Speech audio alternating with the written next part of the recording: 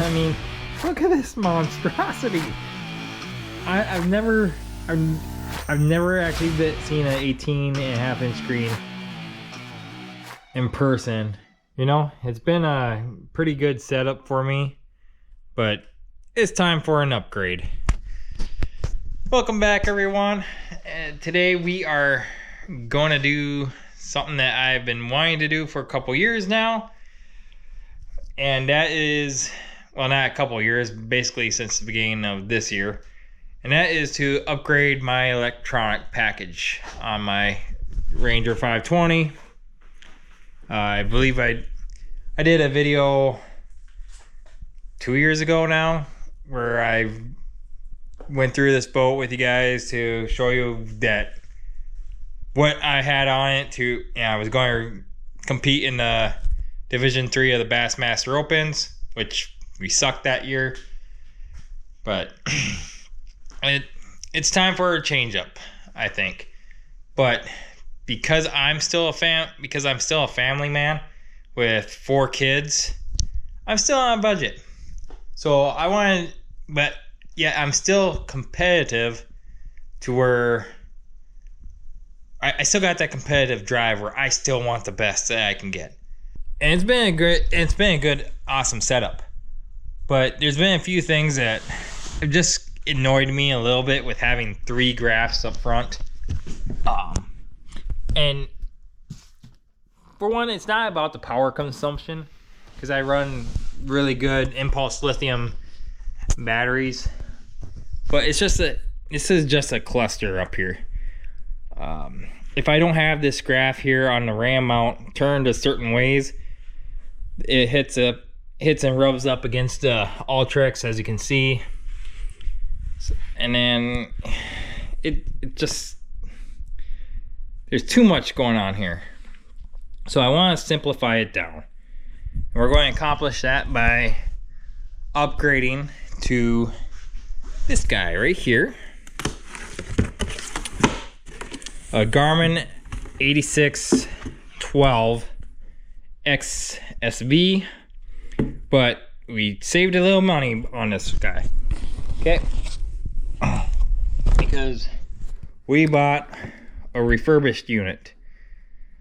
Now, refurbished units are from Garmin, from what I understand, are units that came in for warranty, or they were units that people have brought back or returns. Maybe their wives got a little pissed off when they seen the credit card bill, or maybe the angler decided to go a completely different direction and brought it back. Garmin goes through all the units and brings them back to like new spec, basically getting a brand new unit, but at a steep discount. For our purposes, I went with the 8612. We were able to say this unit normally runs about $80 or $4,300. We were able to get a refurbished one for $3,200 after tax. So $1,100 saving. Heck yeah. And then the next toy, we'll get to this guy here in a little bit. All right, let's see what we got in here.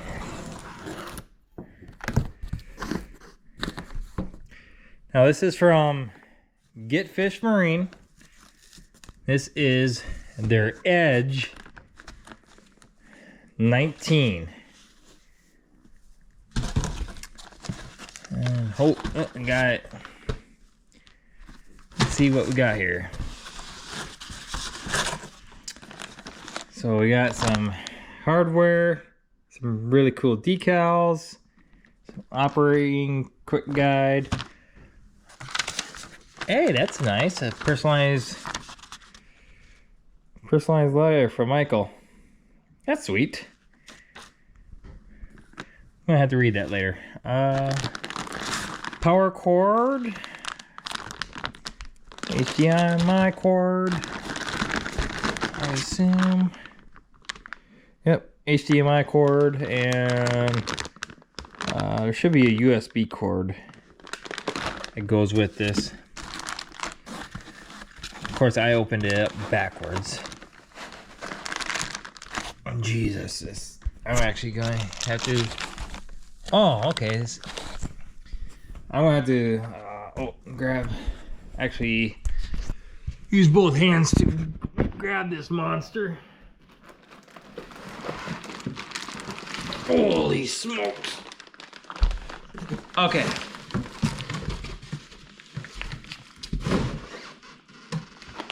Oh.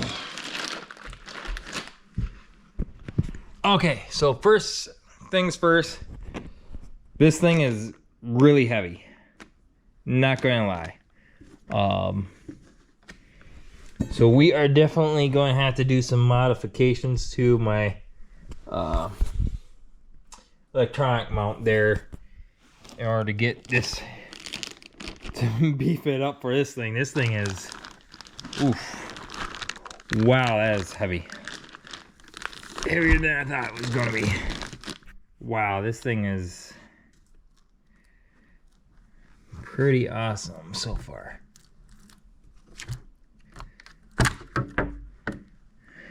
Holy moly. That is a big screen. Jesus. First impressions on the cover. Pretty thick plastic. Makes sense because it's a pretty heavy piece of machinery here. Or electronics here. Already has the bracket on. We got our on-screen button layout here. So power, touch buttons in 1, 2, 3 sequence to unlock buttons. Okay. I did see that there is a touch on and off screen up here. And then we got basically our looks like power, USB, and HDMI. These are the two pieces of the equation that allows us to use the touch function from the Garmin. So the knobs, real heavy duty from a feel of it. Really thick, heavy duty gauge bracket. Wow, this thing is just... Let's get that 12 over here. Look at this thing.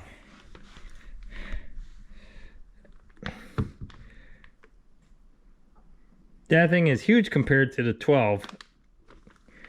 Wow. Sorry, I'm actually really excited for this. Like I said, we're going to have to beef up my bracket here and make some adjustments because I still want to use the Helix 12 up front in conjunction with this. I'm not going to show me taking all this stuff off. It's not a big deal. Running wires. What I will end up showing is I'll probably end up showing beefing up my bracket there. And then once we actually get the thing turned on, we'll go through it here initially.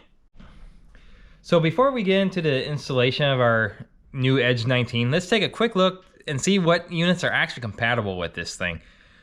And thankfully Getfish Marine has a compatibility chart on their website, which I'm going to throw up here right now. And as you can see, there's quite a few things that are compatible with it from across the brands. Mainly Garmin though. Garmin's the bread and butter. The GPS maps, for the most part, are the ones that you are going to want to use with it in order to be able to use the full functions of this Getfish Edge 19 and any of the other Getfish Marine products. So most of the GPS maps will work with it with the HDMI and the touch. The biggest exceptions here are the 1022 and the 1042. Probably because they don't have an HDMI cable or the USB output. And then on the Echo maps, only the new 162 and 166 are compatible to mirror only. You can mirror it, but you're not going to be able to use any of the touch functions because that particular unit does not have a USB cable output. And then obviously the 8700 series box, and then obviously the new 9000 series units are not listed. Because this chart was made out before because they basically just came out. But I would assume that they're going to be compatible here, but don't quote me on that. Hummingbird, basically just a Apex series, and that's a mirror only because they only have a HDMI out. They don't have a USB.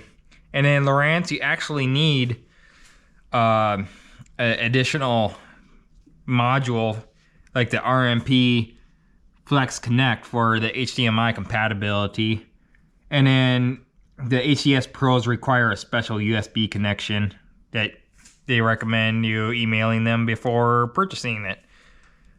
I don't really know the Lowrance products very well, so I'm not going to dig into it. But there's what units are known to work with this thing. So now that we got that all the picture, let's go ahead and let's start installing this bad boy. Okay, so like I thought, we ran into an issue where that's way too much movement. My mount is not as solid as I would like. We're going to need to modify this. This unit here does not stick. It's covered up too much so I can't see 360 very well, or I don't think I will be able to. But in order to solve the mount being too flimsy, what I think the solution is, this mount here, we're going to basically slide it down. This is actually a Bass Pro Shops mount that I've modified. We're going to basically have to drill this hole here out to match the size of the bolt that I used. I believe these are 1/2-inch bolts here. Drill the hole here, slide this thing down so there's more, so it's thicker and longer. And then wherever this top hole here lines up, we'll end up throwing a 3rd bolt in there. And then if that does not stiffen it up, we're just going to have to get Feldy to weld her up. I mean physically just weld it all up, make it one solid piece. I don't know what I'm going to do for moving this quite yet. Maybe do some spacers, throw some longer bolts in, as well as put another brace bolt here, and on the other side. If not, we'll just actually go ahead and weld that up as well. But yeah, I'm thinking I'm going to drop this down, throw a 3rd bolt, definitely another bolt here on each side, and use another hole or 2 on the Bass Pro Shops mount, drill through this aluminum angle plate, throw 2 more bolts on this side here as well, and then probably figure out a way to make some spacers to move this 12-inch Hummingbird out a bit and throw longer bolts in there. Okay, so we made some modifications to my mounting bracket and it stiffened it up quite a bit. Again, guys, this is a really heavy unit. It's got a lot of, I don't know what you want to say, torque. I don't know what, and that's not the right word, but whatever. The only other it's not perfect, it's not finished yet, but it's stiffer than what it was. And I got it so that my 12-inch Hummingbird is not tucked up partway underneath the Edge 19. The only thing that I really want left to do is add a stiffener bracket, or add a bracket, right? I'll go from here to the deck to help eliminate that little bit of wobble. Should be good to go. And then I got a few steel bolts that I gotta replace with stainless steel. I just ran out of stainless steel, guys. I gotta make a trip to the hardware store, but it'll suffice until I do that. So then the only other thing that really left to do in the install was to run the cables. With all the Getfish marine products, you get a 16-inch or 16 and a half foot power cable, a 16 and a half foot HDMI cable, and a 16 and a half inch USB cable. It'll suffice for most of the installations out there. It was, you know, most from the console on up to your bow was how I imagine most of you guys are going to do it. Is more than enough. Yes, a 20-foot cable I would have preferred a 20-foot cable that came with this, just because the way I had to route my cable through this particular boat. In my gunnel here, through the tube, I got some bulky, I believe I used 6-gauge wire to go up to my fuse block for all my electronics for the bow. And the plugins, as you can see, are pretty wide. So feeding those through a small tube on these Rangers wasn't that fun. So I went through the same route that I did had to do with my LVS transducer cable. And that was to go through the rod box, or through the center. Yeah, so the black box is sitting down here. I run my cables through the rod box, through the center console, and then up underneath the trolling motor tray, and then they come out underneath this plate. No big deal. 16 and a half foot was just enough to do that. When you're running the cables, there's a few things you gotta pay attention to. The power cord you obviously don't have to worry about because it's red and black. You know, and it's not difficult to do. I didn't use the 16 and a half foot all the way back to my console fuse block because I do have a fuse block right here. So, but that's what you want to do. No big deal. Just feed the wire through. It's a pain in the butt depending on your boat. But in my situation, I just wound it up nice and neat and tapped into the fuse block right here. Now with the cables on that come with it, the HDMI cable, the USB cable, this big end, the type that would go on to like a computer, I forget which the side is technically called, goes to the Edge 19. Whereas the other part, the smaller end of the USB cable, you know, that goes to the Garmin unit. And then I believe the HDMI cable was the same. Yeah, it doesn't matter which way from the looks of it for the HDMI cable. Either way goes.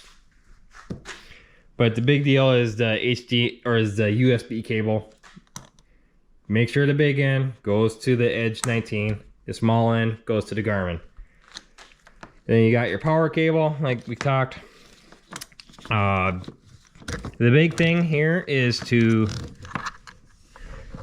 when you plug these into the unit, and you start threading these, be careful because they are plastic. You can cross thread these really easily, and you do need to, they need to be snug. I'm going to go ahead and off camera quickly reattach these cables, and then we will boot her up and see how it goes. Okay, so we got all the cables reattached and whatnot. The only thing I should mention is that, and I read it afterwards, it is recommended that you put the Getfish Marine units on a power, on a master power shutoff switch or a rocker switch. Otherwise, you're going to have that little LED power indicator light on all the time, slowly draining your battery. That's something that I'll have to do. I'll just have to add another rocker switch in here somewhere. No big deal. Let's go over to the Garmin and let's actually power this baby up and see what it's like. I'm assuming it's going to take a little bit of time to turn on. Well, oh, there it is. There it popped up. It turned on. So there we go. As you can see, if I move whatever I do to here, is happening on, I don't know if you can see it from here, but everything I do on this unit happens on the Getfish Marine unit. And we'll jump up here and we'll play around with this here. As you can see, full touchscreen stuff. That's because of the USB cable. If you do not have the USB connection from a Garmin unit to here, it will not work for the touch. And if we wanted to lock ourselves all of this, there is a touch on and off button here. But I'm not going to mess with that because I always wanted to be able to use it. But yeah, that's your quick installation on Getfish Marine Edge 19 and any of the other products. Real simple to do. It's basically make sure you got a compatible Garmin or Humminbird unit or Lowrance unit. Other than that, it's basically make sure you have a beefy enough mount, as I found out, and then just run three cables basically, and you will have yourself a very big unit for a very low cost price comparative. I mean, I know Garmin has bigger units themselves. I think they got a 24-inch unit, for crying out loud. But again, those are like $7,000 to $12,000 or something like that, something ridiculous. Whereas we have just a simple 8612 that normally runs for $4,200 plus tax. You can find them refurbished for, like I did, for under $3,000. And then the Edge 19 from Getfish is $2,400, which is a steal. So that's it. I'll get on the wire and I'll put this baby through the test, spend some time with it, and come up with a actual review and let you guys know what I think about it. See how it stacks up in the sunlight, how easy it is to seed compared to the 12-inch graphs, 10 and 12-inch units I had up front here, but in comparison. And yeah, we'll catch you next time.